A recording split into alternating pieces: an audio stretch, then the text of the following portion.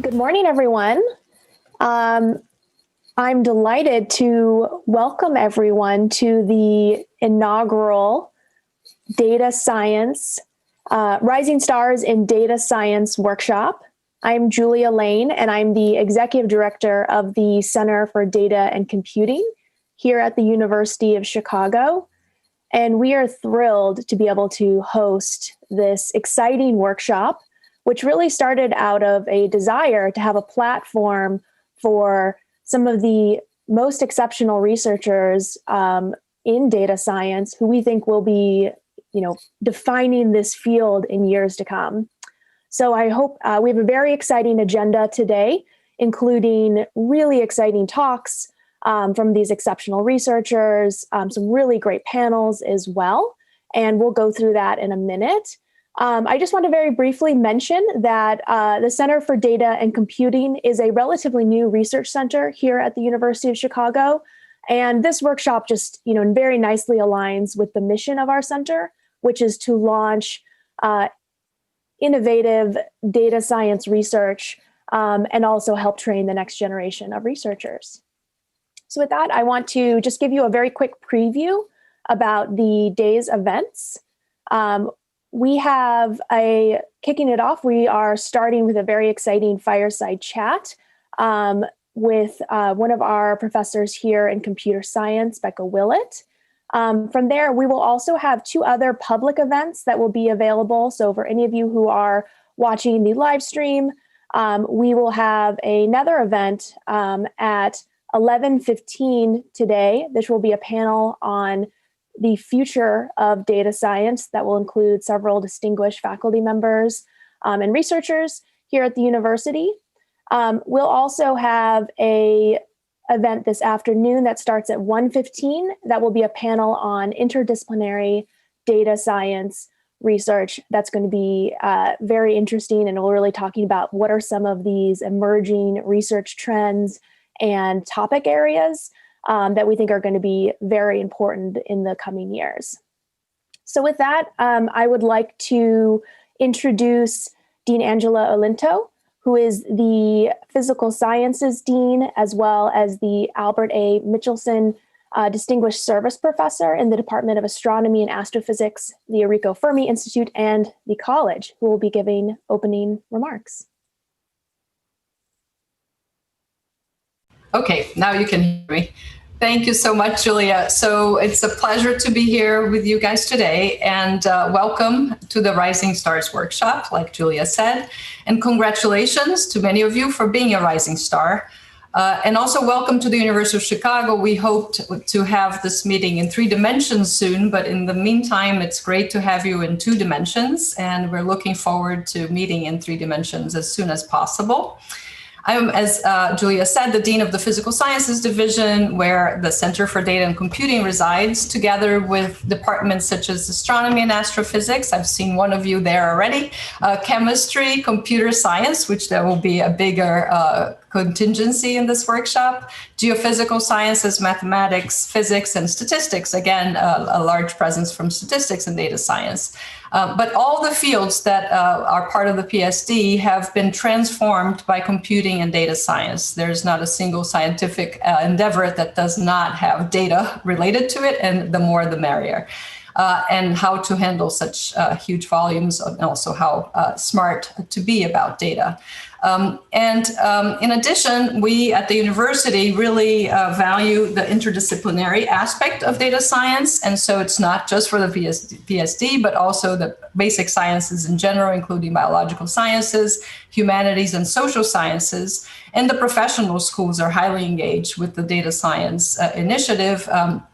And the center, including the professional schools such as medicine, business, public policy, law, and social service. University of Chicago is a leader in the cutting edge and interdisciplinary data science research, and we have a commitment to impacting the world through the connections to real world problems, diverse collaborations, open dialogue, and critical thinking. It's really a pleasure to spend some time, especially given the challenges that we are living through, political crisis and a pandemic, to spend today and tomorrow thinking about the future and the future of data science and your future. And you are so crucial for the planet as a whole and humankind for putting your best energy, both in terms of creativity, excellence, and ambitions and dedication to this field, because this field is touching every aspect of human beings and the planet. And we really need the future to have your leadership be as powerful as it can be. So thank you all for your presence and for being a rising star. And I'm looking forward to enjoying the workshop with you. Thank you. Thank you so much for that. It was kind words. We're now going to move into the fireside chat. So I will welcome Professor Rebecca Willett and Julia Hanson to the virtual stage.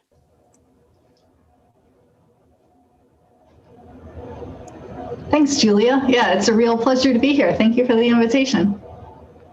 Hi, I'm the other Julia. I'm a second-year PhD student here at UChicago, and I'll be moderating the first part of this discussion with Professor Rebecca Willett, and then in the second half of this session, we'll have time for a Q&A. So thank you so much for being here. We're so excited to be talking to you about your amazing career. I wanted to start off by talking a little bit about your early career. So a lot of the people on this call, our rising stars, are in the home stretch of their PhDs. So I was wondering if you could take us to that part of your career.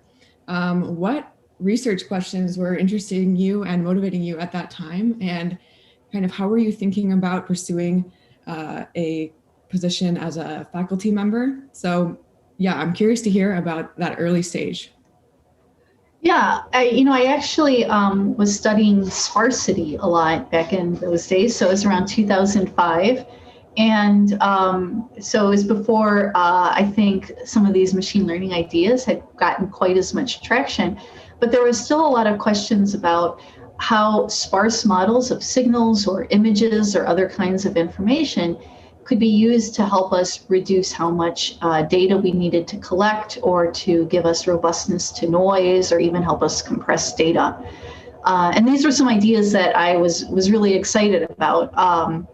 So when I had first started graduate school, people were thinking a lot about wavelet representations. And that was one way to achieve sparsity for certain kinds of signals. But as we progressed, it turned out that sparsity was sort of a core concept even beyond wavelets that I found super exciting. And it was an exciting time in particular because I thought that not only was it interesting mathematically, but there were lots of different science and engineering applications of these ideas. And so I started talking more with people, for instance, in the optics community who wanted to design cameras around these ideas, people who are thinking about new ways of doing medical imaging, or even new ways of designing networks. And I always found those interactions with different scientists and people working in application domains especially exciting. And I think that was one of the reasons why I ultimately chose to go into academia as opposed to going into an industry position, because I felt like in academia, I'd be able to interact with all of these different creative domain scientists doing all different kinds of things in a way that would be much more difficult in a setting where I had to focus on one thing and that was it. Yeah, definitely. I'm curious, I guess, as my inner science historian, if you would have used the word data science to describe what you were doing in the early stage, because looking at that now, I hear that as, oh, those are statistical methods for data science, but at that time, data science did not have the same cachet that it does now. Yeah, I don't think at that time it had a clear definition. I don't know if it's got a clear definition now. And so, no, I guess I don't think I would have thought of myself that way. I actually had my degrees in electrical engineering, and so I thought of myself as a signal processor. But even then, there were tight connections with machine learning and applied math and statistics, which was another facet that I liked. Yeah. And I think all of those things hold for data science today. It's just that the words that we use are a little different now, 15 years later than they were then. Yeah, definitely. So you mentioned that part of the appeal of academia was being able to work on a ton of different application spaces, and that's certainly something that you've done in your career. I'm really curious about your collaborations with different institutions like national labs and in industry. I know you've worked with Argonne. Could you tell us a little bit about what it's like to work on an interdisciplinary team like that, and what role you find yourself as an academic filling on those types of teams? Yeah, that's a great question. So like I mentioned before, one of the things I love about it is getting to learn about a new domain and what the questions are, what the big mysteries are. And I always, get excited when I can see so much potential for different methods. I also feel like it's a way to have my research have a real impact. If I write about some method, but I don't really talk about it with the kinds of people who might use it, then there's a good chance it'll just kind of get buried. And so I think it's important, even aside from the personal enjoyment I get from it.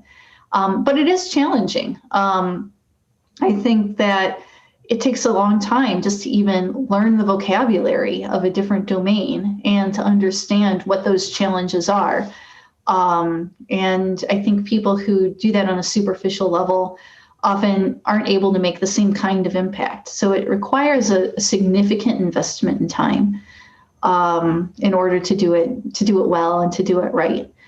But I think it's still worth that cost.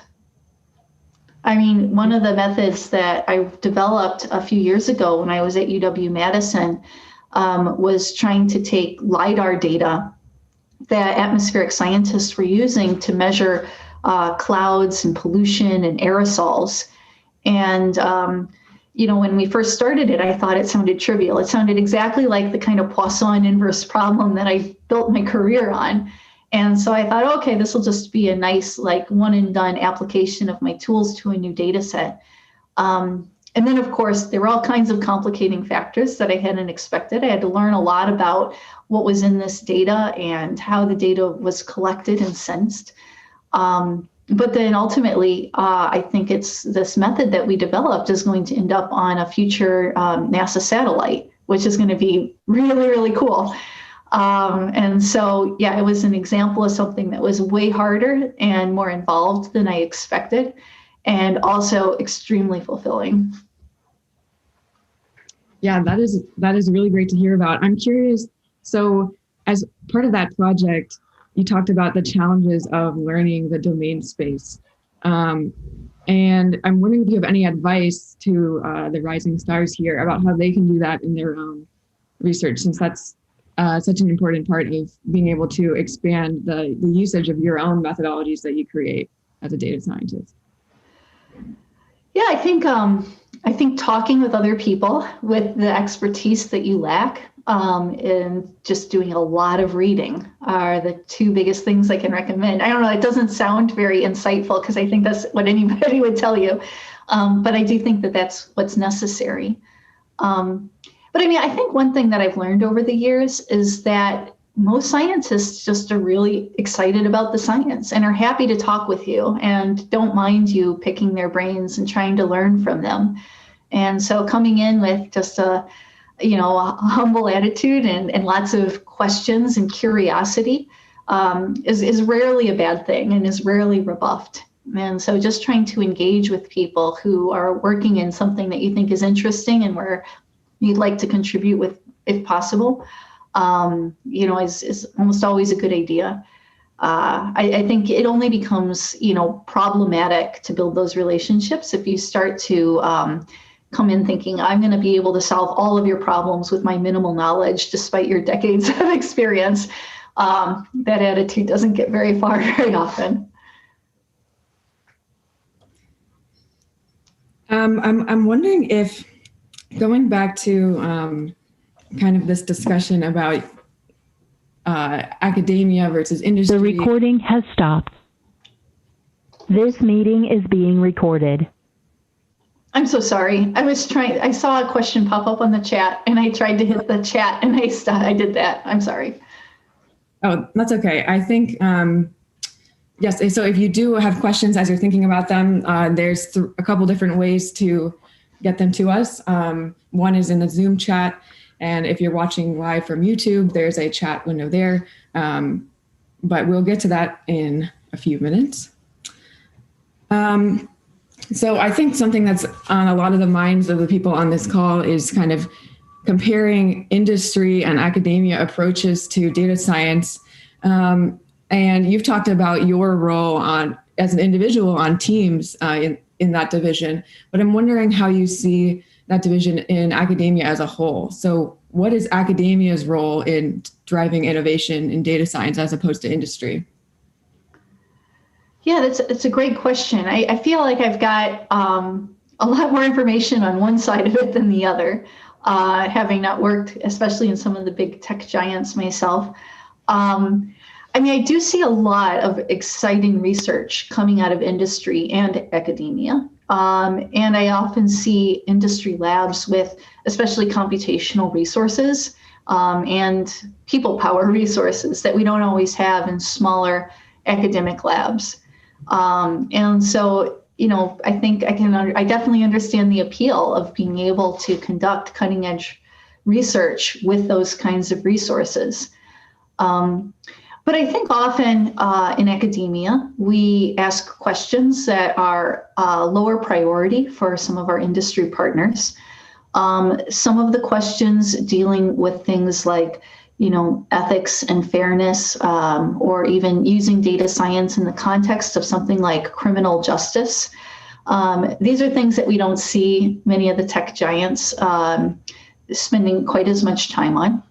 And I think, you know, universities are especially well positioned to look at some of those questions because they have, you know, that variety of expertise in-house, not just on the technical side, but also on the legal side or on the social sciences side. But also perhaps we have, we don't have to worry about a profit margin the way that an industry partner might have to worry about it.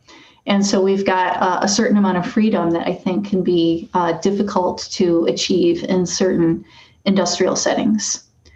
I also think that, you know, just one of the nature of being in a big company, and I'm not picking on any particular big company, but I'm just using my imagination here. I could imagine that at a place like Google, the people who are working on using machine learning for biology problems, that group is kind of separate and distinct from the group working on physics problems, which is separate and distinct from the group working on advertising.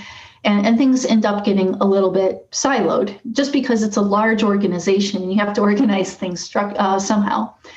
In academia, I think, you know, because we're unified in this teaching mission and interacting with students who are, you know, looking at lots of different applications and talking with lots of different people, and because, you know, we have the flexibility to change directions or change research foci, I can bring insights to bear that I've achieved in, you know, a physics domain suddenly to a biological problem or to understanding some theoretical aspect of a data science problem.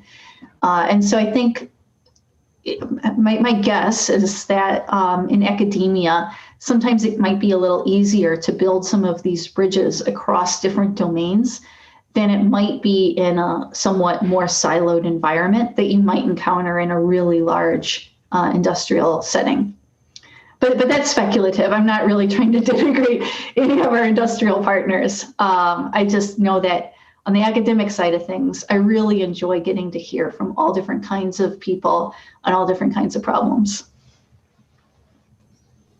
Yeah, I think the point you make about having the freedom to pursue these kind of alternate goals that might get sidelined in industry, like fairness, will be really important in the coming years. I'm wondering, so here at UChicago, you hold appointments in both the statistics department and the computer science department, for those of you who don't know.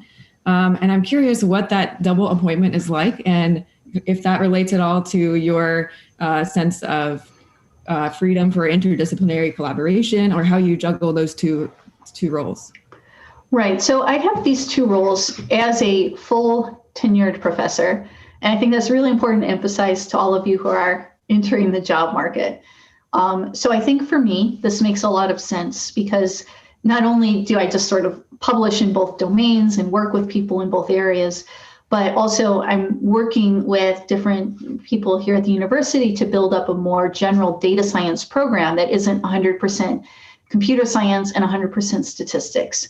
And so being able to have a foot in both departments makes me more effective in that role. But I think for a junior faculty member, especially pre-tenure, it does not make sense in the sense that publication expectations are different, grant expectations are different. You have to go to twice as many faculty meetings. You've got twice as many grad student applicants to look at, twice as many faculty hiring seminars to attend. And, that can build up. And, for some people, depending on their role, like with me, I think this makes a lot of sense and it's worth that overhead. But I really would never advise someone who is untenured to do that, even if their work truly is cross-disciplinary. I think often universities have other arrangements that can be made, things like a 0% appointment in another department that lets you interact with their graduate students without having to go through their department for tenure. And those kinds of arrangements can be really beneficial and nice, but keep you as a junior faculty member protected. Yeah, that's really great advice. I'm wondering, so while we're talking about your faculty positions, you've been at 3 different universities as a faculty member. I'm curious to know what your decisions were like on the job market in your early career compared to now. So how are you evaluating universities differently later in your career versus earlier? Yeah, that's also a great question. I definitely got advice from some people where you should just always go to the highest ranked school you can. And that always seemed a little bit too one-sided of an argument to me. So certainly I was curious about the quality of the students that I could potentially mentor. I wanted to build up a group where, the students were prepared and I would be able to train them and eventually we'd become colleagues. So certainly that was important. But I was also looking at the other faculty members in the department and whether these were people that I'd be able to collaborate with and work with and to provide a supportive environment. So I didn't want to have to go into a group where the senior people in the group would all be sucking up the good students and I'd be sort of left on my own. Or I didn't want to go to a school where I would have to, I would just be in my office by myself with the door closed all the time. I was not looking for that kind of scientific environment. And so I paid a lot of attention to those things. I also tried to think about sort of the overall trajectory of the school and what kinds of things they were prioritizing and emphasizing in different strategic decisions, and whether those things were aligned with my own goals and my own research direction. And then, of course, I considered other things like my partner's career options and what those would look like. So this was never a decision that I just made unilaterally. It was always something that I made together with my partner, and we always tried to choose something that was good for both of us. And so, yeah, having a partner willing to do that with me made a big difference in that whole trajectory. I also am, super happy to be in the Midwest where my parents and sister live, so I can be kind of relatively close to them. So I think, to expect that somebody would make this decision just based on U.S. News and World Report rankings is kind of silly. We all have complicated lives and lots of things we need to consider. And I've seen many examples where people who are, excellent researchers just really flourish in supportive, collaborative environments. And I think that's good. There was something else I was going to say. I'm sorry, I'm drawing a blank. If I think of it, I'll come back to it. Thanks. So before we get to questions coming from the chat, I wanted to ask one last question. So I know an event in this program later today is all about the future of data science, hearing different panelists' opinions about that. But while we have you here, I would also like to ask you, specifically related to your domains, kind of what are some of the key challenges, research challenges and questions that you're hoping to work on over the next few years? Yeah, that's a great question. I think there's a lot of big open questions, which is why it's such an exciting field right now. I think in general, when I look at data science and AI, I often see two different viewpoints. One viewpoint is this idea, well, AI is amazing. We can do all these great things in a few application domains. Let's just try to adopt it everywhere we can. And with that viewpoint, the focus is often on, deployment and making methods efficient, trying to figure out, can it work? And have this sort of trial and error mindset, or focus on benchmark performance. But I think the other viewpoint is equally important. And this is that AI is interesting, but we don't totally understand it. And so it'd be really exciting to learn more. And in this viewpoint, rather than focusing on something like deployment and efficiency, the focus is more on theory or accuracy bounds, or how much data we really need to be able to do something well. There's a lot of concern with robustness and correctness, which I think is important when we're really going to use these things in meaningful applications, right? So if you're just trying to find something that's going to find images of cats, then you don't necessarily have to worry too much about robustness and correctness, because if it fails once in a while, it's maybe not the end of the world. But when we start thinking about using AI and data science methods in medical imaging or national security, or developing better urban systems or criminal justice, then we really want to make sure that methods are robust and fair and correct. And in these situations, the costs of mistakes could be really high. So just having this trial and error mindset can be, I think, very reckless. And so, this idea of taking data science methods and probing them and trying to figure out what their shortcomings might be to develop a thorough understanding is just as important as developing, new systems and new applications. And so I think these two viewpoints complement each other in a nice way. So when it comes to things, particular research projects, just trying to figure out, when I have a data set, are there biases in it? I think is enormously challenging. And I think we've seen a lot in the popular media about biases relating to things like gender and race, which are important and concerning. But at the same time, when we have data sets, we can identify gender and race and maybe do some sort of an assessment of how balanced our data set is.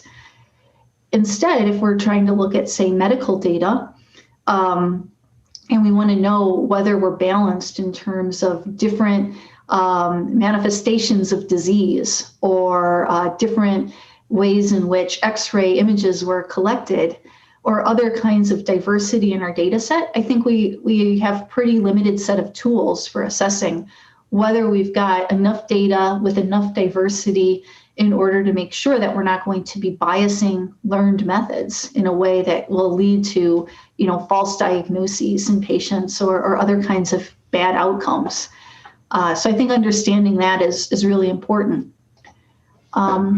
I also, like I mentioned before, I'm always excited by different science and engineering applications. And in those settings, I think it's really a really important question is, how do we integrate training data, which we use in conventional machine learning settings, together with physical models or humans who actually have to conduct experiments that might be costly or time consuming, and figuring out how to make all of these things interact in an optimal way, I think is one of the big outstanding challenges in data science. So yeah, I think that's just scratching the surface and pretty general, because I think these are pretty big and deep questions, but hopefully that gives you a sense. Yeah, definitely. I really liked your description of those two viewpoints, because I think a lot of us have heard the analogy to describe research as either a hammer or a nail, where you're either building a hammer or finding nails to use it on. But your answer really added some nuance to, I think a lot of your work could be characterized, or some of your work, you do both the hammer and the nail, could be characterized as, wait, how much data do we need to use the hammer? Or there's a lot of more questions about both the hammers and the nails. So thank you for that answer. We have questions coming in from the chat. So give me a moment to pull those up. Well, while you're pulling them up, Julia, I'll just go back to your earlier question about looking at different schools and trying to decide among them. I remembered what I wanted to say earlier, which is I didn't realize until several years into my career that when places like U.S. News and World Report rank different graduate programs or departments, say computer science departments, unlike when they rank universities, the rankings of departments aren't based on quantitative measures like, student outcomes or faculty funding, but rather it's based on a survey of department chairs. So a lot of the basis of those rankings is subjective judgments by other faculty in the field, and those people might not have the most up-to-date information, right? They could be basing things off of a reputation that is, 10 years old. And so using those rankings to make decisions is a somewhat fraught exercise. And that's where, interviewing plays a big role. I think, what I did is I went into an interview thinking, please give me a job.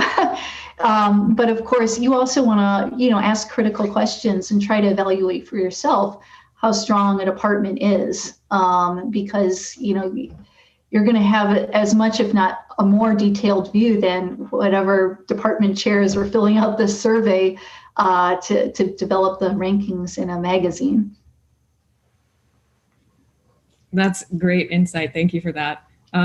This is the first question from the chat is related to your discussion when you were talking about what you looked for at institutions. This is from Cecilia. She wants to know, how did you know all of those things, meaning department support, student hiring, before being at the institutions? So to add to that question from me, maybe you have some advice about what questions you would ask of an institution at an interview to try to get a sense of what their environment is like. Great. Yeah, great questions, Cecilia and Julia. So first of all, I would Google it. I would say, what are some good questions to ask during an academic job interview? But then, you're going to have, when you interview, a series of one-on-one meetings with faculty members. And you should ask them. You should have a list of questions and you should ask them. You could say, how are grad student admissions handled in this department? And I mean, I can tell you, like Julia said, I've been in 3 different schools and every school handles it differently, totally differently. And you can ask, what kind of mentorship opportunities are there for junior faculty members? Or can you tell me about, how much people collaborate in this department, and give me some examples? And, these are all, not antagonizing questions. It's just trying to get a sense of what the department is like. And you can ask the same questions to multiple different people who interview you and get multiple different perspectives and takes on it. And that's how I would do it. I would just ask and ask and ask. Ideally, you can also have a little round table or something with some students, some graduate students. And that can also be a nice way to get some insight into how the department functions. So if you're invited to interview and someone says, oh, who would you like to meet with? You can always say, oh, in addition to this list of faculty members, it would be great if I could have a little mini roundtable with a few graduate students in my area. And they can give you a sense of things like how they chose an advisor or how they chose to go to that school, what kinds of things they considered or liked about that school when they were making their decision. And all of those things help you build a picture of what the school is like and what the department is like on multiple levels. Great. Those are all great tips. So the next question is from Imad. They want to know, could you talk a bit about applying for NSF research grants, like career, for interdisciplinary research? I'm wondering how new faculty should pick a program, SBE versus CISE, for example, and pitch their projects to the review panel to maximize chances of success. Any tips specific to pitching projects with both a methodological and an application component would be great too. Yeah, that's a great question as well. The most important piece of advice I can give you is reach out to the program manager. They're listed on the NSF website for these different programs. And part of the job of the program managers is to talk with people thinking about submitting grants, especially junior faculty. So if you say, I'm a new faculty member at such and such university, and I'm thinking about a career award or a CII award and have some questions, you have some time to talk, they will certainly agree to talk with you. And so you should have a 2 or 3 minute sort of elevator pitch description of what it is you want to propose. And when you talk with the program manager, you can say, this is what I'm interested in doing. Can you help me figure out what the right program is? Is it your program, or is there a different program I should be looking at? And you can say, I know this is interdisciplinary. Is that going to be an issue? Should I be focusing on one aspect instead of the other, or giving more emphasis to one aspect instead of the other? Because these people look at proposals day in and day out. So they're going to have tons of insight. And the program managers are often, very helpful and very smart and know the lay of the land. You can also ask other people in your area, in your home department, for their advice. You can say, where do you typically get funded in the NSF? Who's your program manager? Could you, and for NSF, it's less important, but if you were interested in DoD funding, for instance, you could say, could you introduce me to your program manager there? And that can be very helpful to get some insight into those pipelines or proposal processes. I've been on many different panels for the NSF, and mostly in CISE and IIS. And for the most part, the proposals that succeed in those programs do have a combination of methodological and application components. So when I see proposals that are doing almost all theory that may or may not ever have any application relevance, often those get dinged a little bit in the review process, because people think, well, it's great math, but this isn't a math program. We'd like to know if this is going to have some impact. And at the same time, people who are taking known off-the-shelf tools and then just plugging them into a new application also struggle in the review process, because it's not clear that it's really going to be driving forward the state of our knowledge. And so having a blend is generally important. And depending on exactly which program you're applying to, you might weight one more than the other. And the program manager can help you figure out what that right balance is. But I often will read draft proposals from junior faculty and try to give them some feedback as well, because I've served on a lot of these panels. So I know what things panelists are looking for. And so, if one of the things that you can hope for in a good department is that senior people in your area would be willing to take a look at a draft career proposal and offer you some feedback and advice and edits, et cetera. Great. Well, okay. It sounds like there is a lot of options for support for writing those proposals. So that's a bit reassuring to hear. Our next question is from Eamon, who wants to know, I feel data science means different things to people from different backgrounds. What is your definition of data science? Yeah, that's a great and loaded question. It does mean different things to different people. In my mind, it encompasses what we consider AI, artificial intelligence, which includes machine learning. It also includes optimization and those kinds of tools that we need within that context.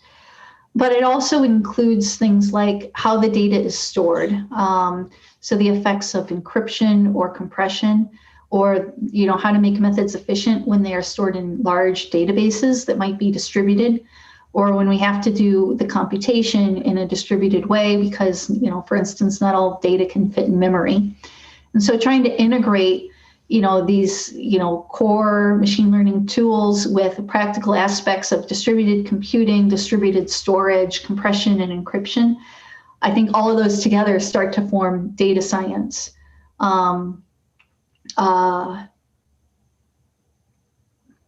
One distinction I would make, though, is that in my mind, data science is, the science of trying to understand how to process data. And so it does not, to me, mean anybody who is using data to do science is a data scientist.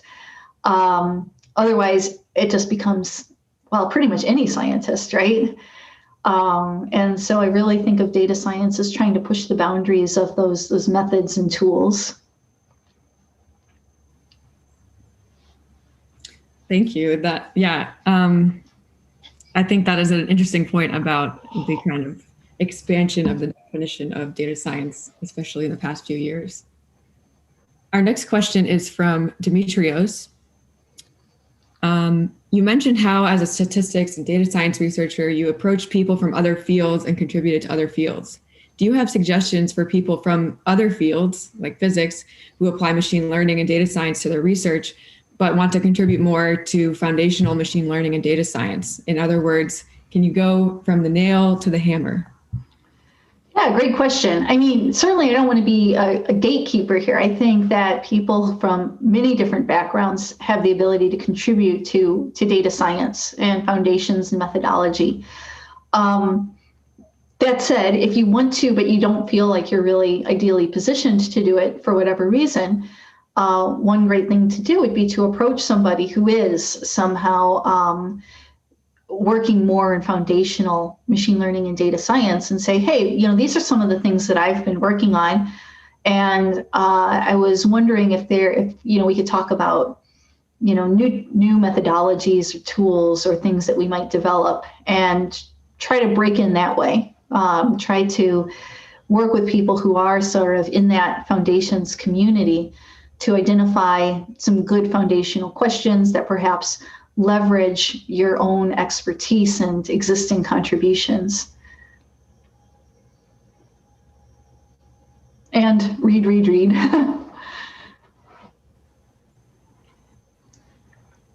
The next question that we have is from Ahmad.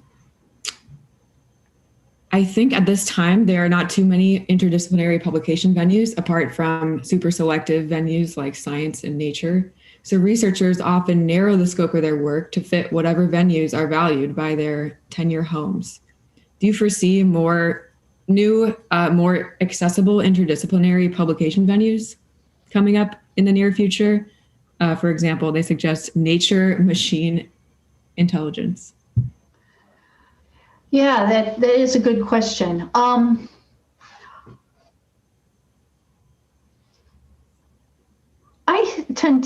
Perhaps it's just a artifact of the way of the different areas in which I conduct research, but I do see interdisciplinary papers in a variety of different venues.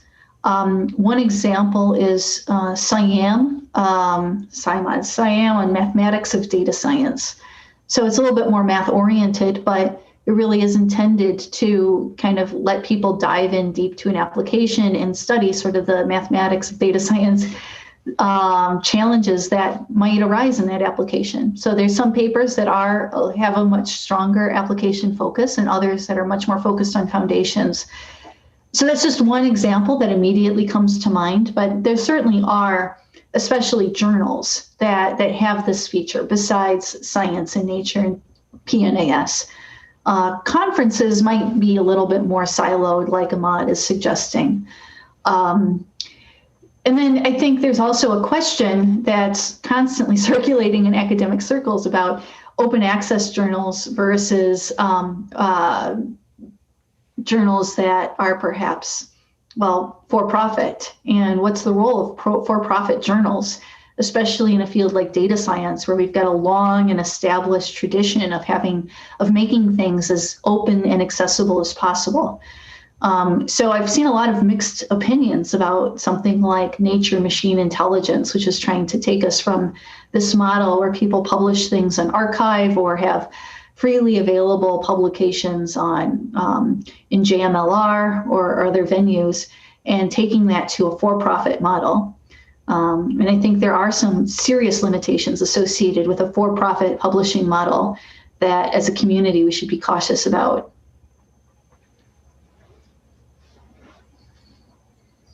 I've been asked to remind people that if they would like to ask their questions directly, we can unmute you. So our next question from Gautam, if you would like to ask the question directly. Yes, okay, Katie. Okay, can you, everyone hear me? Yeah. Okay, great. So my question is this.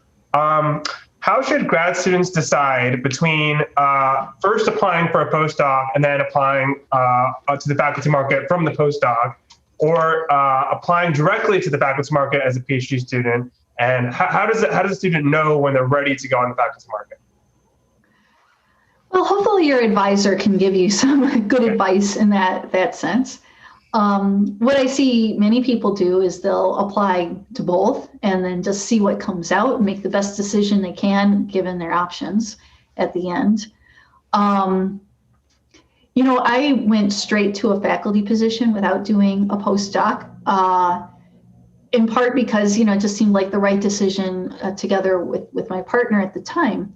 But I did feel like if I had done a postdoc, then I would have been more prepared as a faculty member and maybe struggled less, especially in those early years. And so from that, you know, one perspective, I wish I had done a postdoc, even though I was able to get a faculty job without it.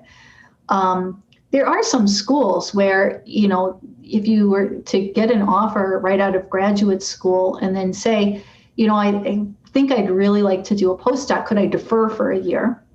Often schools are willing to do that because they also like to see you get whatever preparation you think you need or want before you start, because they go to a lot of effort and expense in hiring someone, and they want that to pay off. They want you to succeed. And so, yeah, it's hard to know whether you're prepared. I mean, and that is where an advisor can play a role. But you can think critically to yourself about, you know, if I were a faculty member, you know, next week, what would I do? Like, what are the first projects I would do independently? What kinds of things would I ask a student to get started on? What would be the central theme of my first grant proposal? And if those are questions that you just really don't feel ready to answer, or, you know, the ideas you have are all minor variations on what you're doing as a graduate student, but not really pushing you in a new direction or, you know, constituting over a long time a bigger jump forward, then that would be a suggestion that some additional preparation could help you out in terms of establishing your own research vision. Because I think when you go through the tenure process, universities will say, is this person, you know, becoming a leader in their area? And so, you know, you basically in the tenure process have like 6 years to, you know, get to that point where you're becoming a leader. And so if you think as a student, boy, I just have no idea how I would get started with that, then that's, you know, a clue that perhaps some additional preparation could be helpful. And a postdoc can also help you, you know, break into a new area or a new field. So for instance, we talked before about somebody who maybe had focused more on being in physics and applying machine learning and wanted to get more into foundations. Well, a postdoc is a great opportunity to somehow broaden your expertise and take you in a direction that's a little bit different than what you did as a PhD student. And so even if you're quote unquote ready for a faculty position, a postdoc can still be really valuable. So obviously there's a lot of trade-offs involved to think about here. Our next question is from Ashka. Hi, yeah, I can ask in person. So I was wondering, How do you evaluate an application space, or maybe more specifically, like a problem within an application space? How do you evaluate if it can benefit from a particular data science approach, or maybe some approaches that you work on? And if you've ever like run into situations with collaborators where data science really isn't an appropriate way to approach the problem, and does this happen often, and how do you sort of navigate this if it does? Yeah, that's a good question. And unfortunately, it's really hard. So I get a lot of people who contact me who are interested in, they read the popular media and they think, oh, machine learning can solve all problems, and I've got a problem, so machine learning will solve it. And digging in deeply enough to figure out whether that's a good take on it or not, it can take some time and effort. And it can be pretty hard to judge right off the bat whether it's a good fit or not. That said, often the first thing I would ask is how much data they have. There's some people who, for whatever reason, maybe have like 10 data points or 10 patients that they've examined, in which case, a neural network is probably not the right tool, because you need much more data for those kinds of tools. So I try to get a sense of what data they actually have, what they want to get out of it, and then what kinds of methods they've already tried or used. And I try to make sure that some off-the-shelf, simple approach will fail before I try to design anything fancy or do anything new. And so sometimes I'll just say, oh, I think such and such an approach might work. Why don't we try that out? And if it doesn't work, then we can talk some more, but let's at least kind of establish an initial baseline. And I think that's a really helpful way to go, because if, the baseline works, then the collaborator is happy, they've got something that works. And if it doesn't work, then maybe you've identified a new open problem or direction to go in. But I think that's a step that sometimes people skip because they get excited about the potential new problem. And that can be a little bit dangerous. So just trying out regular old least squares or regular old logistic regression or what have you is often the best way to get started. Thank you for that question, Ashka, and your answer. I will keep that in mind. Just make everyone try least squares first. Let's see. Okay, our next question is from Iman. If you would like to. Yes, hi, I'm here. Hi, Iman. So this question is follow-up on the publication question. So I'm just going to read it off. Even though we consider ourselves interdisciplinary, I have a feeling that junior faculty are expected to publish in narrow disciplinary venues. Do you get that feeling too? So for example, if I only publish in PNAS, do you think that would get me a tenure? I think publication expectations can vary by department and by discipline. So if you were in a statistics department, then they might prioritize, say, Annals of Statistics or JASA, whereas in a computer science department, they might prioritize conference publications. PNAS is somehow a different beast. It's aimed at a much broader audience, and so those papers can have, a pretty high impact, but I don't see too many people who focus on that to the exclusion of all else. And so, yeah, I don't know that I've seen that strategy before, but I would definitely just talk with other people in the department about what those publication expectations are, especially for someone who is in a interdisciplinary area. So, when we talked about evaluating departments and seeing if they're a good fit for you, a great question to ask of the senior people who are interviewing you is, have there been other people in the department who've done a lot of interdisciplinary research as junior faculty members? And how did that go? If they were publishing in venues that were not traditional for this department, was that a problem when they went up for tenure? Having reviewed different tenure cases, in my experience, that isn't a huge problem.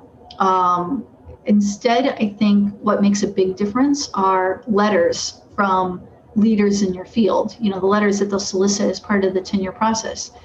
And so if you get a letter saying, well, not you, but if your department gets a letter saying, Iman was working at the intersection of physics and computer science, and he's got some papers that have just sort of turned around the physics community by showing them these new data science methods. And also, these methods have been, well received by the computer science community. That I think that would resonate with many tenure committees. But I think, if you're seen as someone who's helping out the physicists, but not really advancing computer science, then that makes it harder to get tenure in a computer science department. And so there's different kinds of interdisciplinary work, and that needs to be thought about carefully. So doing interdisciplinary work in the sense of you're always the helper and not the leader, that can be somewhat a risky strategy. Doing interdisciplinary work where you're hopefully advancing more than one field by combining ideas from both, I think can be very successful. So it depends, there's a lot of things to consider there. And that's where a good faculty mentor can be super helpful. Okay, we have time for one last question from Tang.